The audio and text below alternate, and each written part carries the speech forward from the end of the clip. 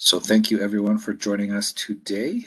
Today we are going to hear from Warren Berry, who is an analyst with our Stewardship and Clinical Appropriateness Department, and he's going to talk to us about clearer graphical communication. So Warren, I will let you take it away. All right. Thank you, Jason. Thank you everyone for coming. A lot of familiar faces here. So I'm talking about clearer graphical communication. So basically, this is a presentation about graphs. And I'm a little surprised we didn't get such a much bigger audience, but oh well. I could have called it something different. I guess we'll just start. So I guess I'll start with our land acknowledgement that I am presenting in Regina, which is Treaty Fort territory in the homeland of the Métis. So I guess I want to pay my respects to the traditional caretakers of the land, and I try to continue to educate myself on our brutal history of colonialism and being a settler and residential schools. And I try to continue to work it in the spirit of truth and reconciliation. I know SHA pushes us to put this in the bottom of our email footers, and I'm not sure SHA always does the best job with this, but I don't know. I'm not sure how I always fit into this, but I always do think about it and how maybe I can fit it into my day-to-day work. So just to introduce my presentation, I'm going to be talking about why we would use graphs, chart junk, reducing mental clutter, and the hierarchy of graphical estimation. So this is kind of a grab bag of just random things I think about for making a graph. So I guess I'll just get into it. So the presenter's point of view, so that's me, an analyst, so someone who makes a lot of graphs. But I think this is for, like, I guess, a generalized audience. So at some point, everyone's going to have to make a graph, I think. And so in statistics, we are often trying to summarize complex relationships and show a lot of information and do it efficiently. And we're often worried about comparisons. The old joke in statistics is if you ask a statistician, how's your wife doing, they'll say compared to what? And that's usually what graphs are trying to do. And so you're often trying to make a graph and present information, and the audience often does not have a lot of time, so that's why you use a graph, because it's like a lot more efficient to present a lot of information. And again, the audience might not be overly familiar with your topic or your methods or your work, but a lot of people can understand a simple graph, and it can make your work a lot easier to understand. They might not know where your data comes from or what you did with it, but they can probably understand the relationship you're trying to talk about. And so, yes, once again, graphs, they efficiently summarize a lot of information. And so hopefully some of the tips I go over today, you can use them, and hopefully they make your graphs a little bit better. And so when I made this, I was thinking about like dashboards, manuscripts, posters, slide presentations, just like this, where you're just trying to give a lot of information in a short amount of time with people with short attention spans. So a lot of the things I'm talking about aren't really like rules of law when you're making a graph. Like you certainly will hear a lot of do's and don'ts if you Google how to make a good graph online. But I'm just giving you more rules of thumb. So you don't really have, like, of course you don't have to follow anything I'm saying. You might think everything I say is wrong or dumb, and that's totally fine. This is just my point of view. Okay, so why would we use graphs? So another way to present a lot of information quite quickly is by tables. And so these are useful because you can put a lot of summary values in one spot. And when you need exact values, you can write it all in a table and people can look this up. And summarizing like small or simple relationships within the data. Once it gets complicated, tables aren't very good anymore. And so graphs, they're good at when you're trying to present a lot of information and the exact values aren't really that important. You can always just say, look at the table later. And they're way more efficient in summarizing complicated outcomes and relationships you're trying to present in the data. So here, like I have a lot of data sets in this presentation, and it's not so much important what they are. I'm just using them to demonstrate properties of a graph. So here's just a horizontal bar chart. So this is penguin data from Antarctica that some researchers collected. And we have males and females. If we're just trying to show like something pretty simple, like a penguin sex ratio of males and females in our penguin sample, this horizontal bar chart, like it shows it fine enough. You can see there's just a little bit more female or males and males, but this information is like pretty much encoded, like it's such a simple relationship, pretty efficiently in this table. So when it's just like a binary outcome, tables are often, I think, better. And you're using a lot less ink. I might mention the ink to information ratio here. You're using a lot less ink to show the same amount of information. So that graph on the left is a little unnecessary. And kind of in a similar way, like this is just the exact same information, but now on a different pie chart. Like when you stare at it, you can kind of tell like, all right, there's a few more males and females, but if you just saw it in the table, you just would kind of instantly know it, that same information, but probably in a more efficient way than making a full graph. So graphs aren't always like the best solution for presenting data. Sometimes tables are. But so now I'm going to talk about an example where maybe tables aren't the best. So we're using the same penguin data set. So each row is a single penguin, and we're trying to look at the relationship between a penguin's flipper length and their body mass. So I have over 300 rows here. I'm showing a few of them. But if you stare at this, like maybe you can figure out the relationship. Probably what you would do is you probably would just draw this on a graph or make a mental graph. And maybe eventually you'd reach something similar. But if I just plot it out for you on a graph, it's like way faster. Like your brain really doesn't have any choice. Once you look at this, you can see the relationship. It's as a flipper length increases, so does the body mass, and it's a pretty straight line. And this is a pretty simple relationship that just a graph just can't show. There's just too much information, or I mean, a table can't show. There's just too much information in this type of relationship. So this is where graphs come in handy. So I'll just talk a bit about chart junk. So these are visual elements in the graphic that are not necessary to understand the message of the graph. So these are just add-ons in the graph. They sometimes even take away from trying to understand the message because they might be confusing to the audience about what's going on. So you're adding more ink, but you're not adding information. So you're like making it worse ink to information ratio. Some common examples. I didn't have time to add pictures of all of these, but I think these are common enough. We kind of know what these are. So adding like 3D, like making a 3D pie chart, a 3D bar chart, adding shading where people might think like, is that shade like adding a little bit of length to that bar chart or something, adding unnecessary patterns that are just kind of distracting, like maybe adding stripes to bar charts or something, and redundant information. So sometimes this just might be contained in like a legend or something. And so some frequent culprits of this type of stuff are, I think the biggest one is just like people are trying to make the graph more interesting. And so they just start adding more stuff to it. They start staring at the graph too long because it really just should be your topic that's the focus. And you're just trying to fit in way too much information to a single graph. And so sometimes you have to make a decision about what to keep and what to remove. And sometimes it's better just to make like more than one graph. And sometimes the software we use are the presets. They kind of just lead us down this road to add a bunch of junk to it. And sometimes we just don't have enough time. Like graphs you can usually tinker with forever. Like even myself making this presentation, I felt I could have worked on my graphs a little bit longer, but I just didn't have enough time. So I think that's also factors into it. So chart junk, it's not a crime, but we can try to remove as much as we can if possible.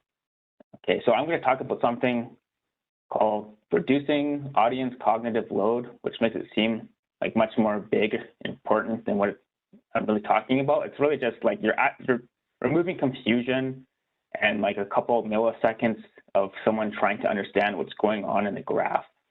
So this is related to chart junk. So you're just removing elements that distract from your main message. So you want to reduce things like eye movement. So things like adding a confusing legend. You know, you're having to go back and forth between your graph and your legend. And when you're trying to pay attention to someone speaking to and understand a graph like this, makes things more confusing.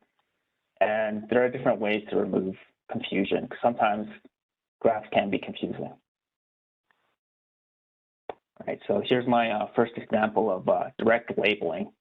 So this is from an American survey on happiness. So they just asked people over time from the 1970s to the 2000s how happy they were.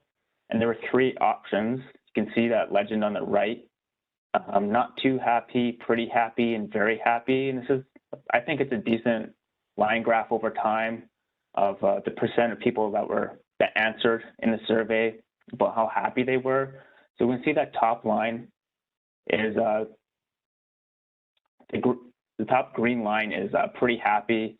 And we can see the middle line is very happy. We can see the bottom is not too happy, which is kind of confusing when we look at the graph and we look at the legend, because they're not really in order like they should be. So when you're trying to pay attention, and this is a fairly simple graph, but it's kind of confusing at the same time. But if we just add direct labels, it's like you kind of just instantly can see like the green line's pretty happy, the blue line's very happy, red line's not too happy. So we're kind of like removing a lot of this. I don't want to, it seems silly to call it like cognitive burden, because it's like somewhat, seems like such a major term for it, but it's just kind of removing like a few milliseconds of like eye movement of like trying to interpret a legend between that and the graph. So we have a similar type of graph here. Like I just have population of countries in the Americas over time. Population is on the y-axis, time is on the y-axis. We have a similar issue here. If we want to talk about Canada, there's a lot of countries here, and there's a lot of data in the graph. When we look at Canada, like I'm not colorblind, but it's pretty difficult to differentiate Canada from Brazil and Chile, and you probably won't do a very good job at even finding it on the graph. And you can see like from this color spectrum, there's just like, we're adding a lot of confusion just from this legend. But if we do direct labeling here, it's a little bit better. Like you can kind of see Canada in the middle. Like if we were talking about the United States, it's a lot easier to pick out, but there's just too many countries here. So if we just add some highlighting, we can see Canada pretty easily, like without even thinking, like you just kind of instantly see Canada, and that's all you can really focus on. But I like that everything else is grayed out, so you can see Canada relative to everywhere else. So if you are like giving a presentation and you get on a specific subject within a lot of other subjects, I think highlighting is a good way to get your message across and show, like, you know, relative to other categories where your subject lies. So you're still showing a lot of this information and uncertainty in your answer, but you're getting straight to the point. You're not forcing your audience to think too much or do a lot of work and find your subject.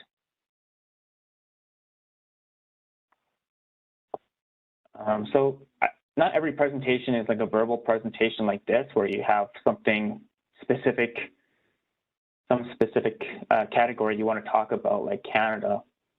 Like sometimes if you have to leave a graph, like, you know, maybe on a wall poster or something, where people might want to pick out their specific category, I think faceting is a good way to show this. So you can see Canada, you can see every country in relation to every other country. Like, you know, a presentation, if you just wanted to talk specifically about Canada, this might not be the best, because it's kind of, there's a lot going on here for every country, and it can kind of be distracting. But I think it's a good way to break everything up using a facet. Every category gets its own little facet. And another way to reduce this cognitive load would be ordering on your graph. So I think pretty commonly in a lot of graphical softwares, alphabetical order is like the most common preset. This is like this reverse alphabetical order, which is kind of annoying. So we have, from the same data set, we have the average life expectancy by country in 1997.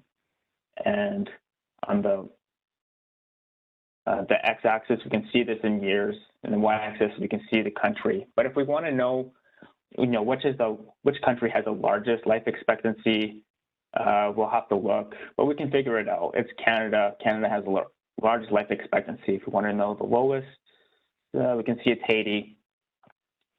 And, all countries in the middle, it gets a little more difficult if we want to rank them.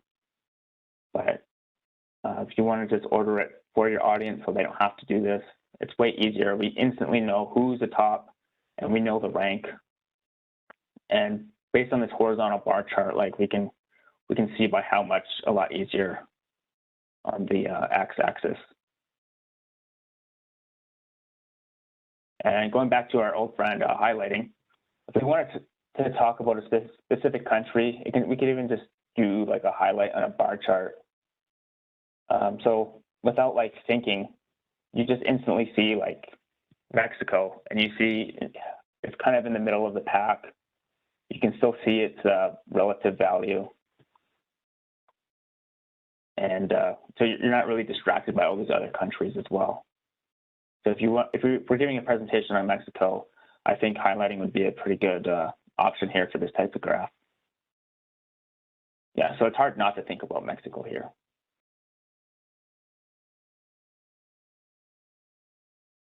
All right, so I'm just going to talk a bit about the hierarchy of visual perception for value estimation.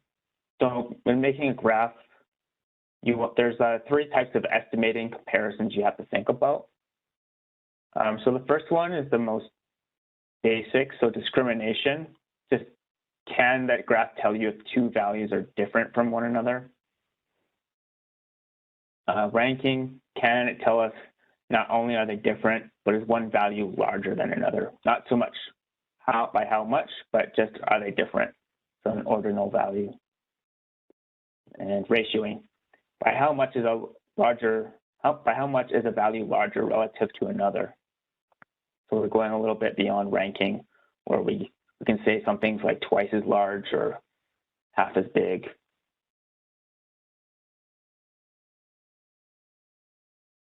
All right, so there's a guy named William Cleveland, or Bill Cleveland, who did a lot of research on this.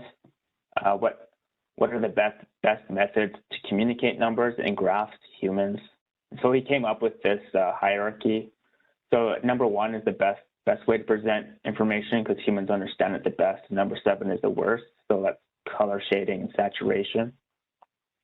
So I can't go into all of these in a lot of detail, but position along a common scale. So that's something like a bar chart, right? So you have these points that start at the same point and they're on the same scale. So you can see where they are on that scale.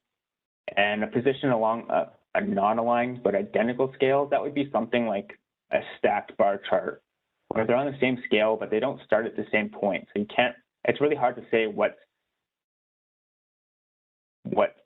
is, I guess, to discriminate sometimes. We also have length, which is another property of bar charts.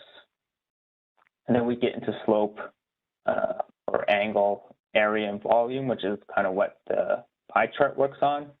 So people can perceive these methods when you're trying to understand values, but they're just not as good as a position along a common scale. So if we're trying to show a proportion of a total, this is just an example. It's pretty common to see a pie chart. So we can see, like, I've ordered this pie chart. I just made up this data. So these aren't like real diagnosis data or anything. But I ordered these data. So you can tell based on the order, certain values are different from one another, but in some cases it's kind of difficult to even discriminate. Like if we look at the green ones, so acidosis and broken back, without considering ordering, like those are pretty hard to differentiate if they're actually like different values or not. So I don't really recommend using pie charts for this reason, because they're just really not that good. We're not really that good at perceiving these differences in these categories. I mean, you can tell, like, obviously, like CHF is much more common than acidosis, but there is a lot of cases where it's hard to discriminate values.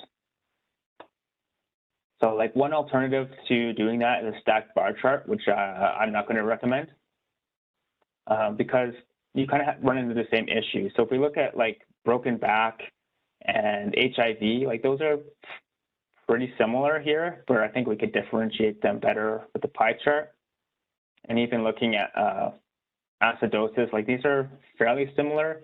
Like I think you can differentiate these, but you have to stare at these for kind of a long time, and probably too long, especially if you're giving a presentation. So you want to give the same information, but you want to give it in a more efficient way where you don't have to stare at it as long. So that's why I recommend this horizontal bar chart, which I've shown a few times in this presentation, because I'm generally a fan of it, because it does follow this positions along a common scale with that are in aligned, because now we can see everything pretty easily. So we can see HIV is more common than broken back and acidosis, where before those were kind of hard to differentiate just from the graph.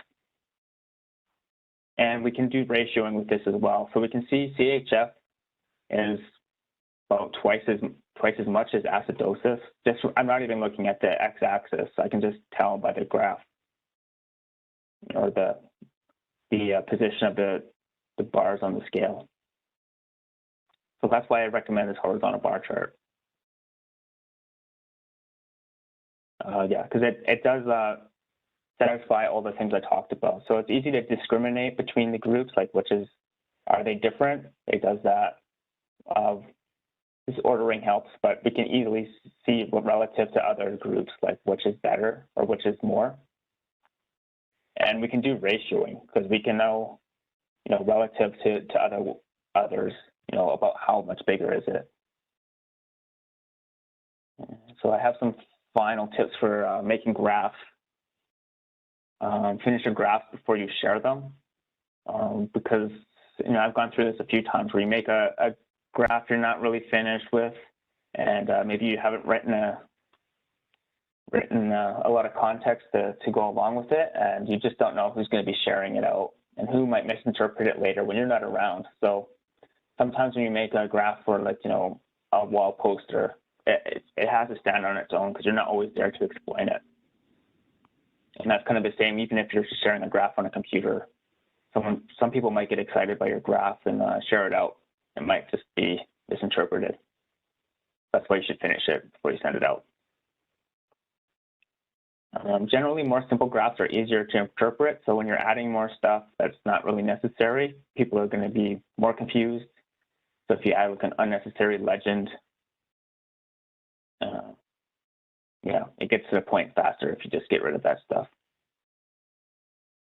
And sometimes when you're trying to add a lot of information, you just have to make a decision as the analyst about what to cut and what not to cut, because sometimes you usually just have some sort of story you have to tell.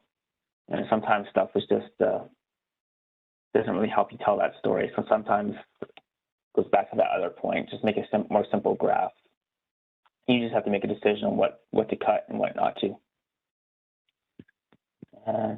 So for this presentation, I used the ggplot2 package in R software. I think it's the best graph making software. But I tried to make this presentation generalized for everyone, and just every kind of software people might use. And yeah, that's my presentation. Thanks for listening.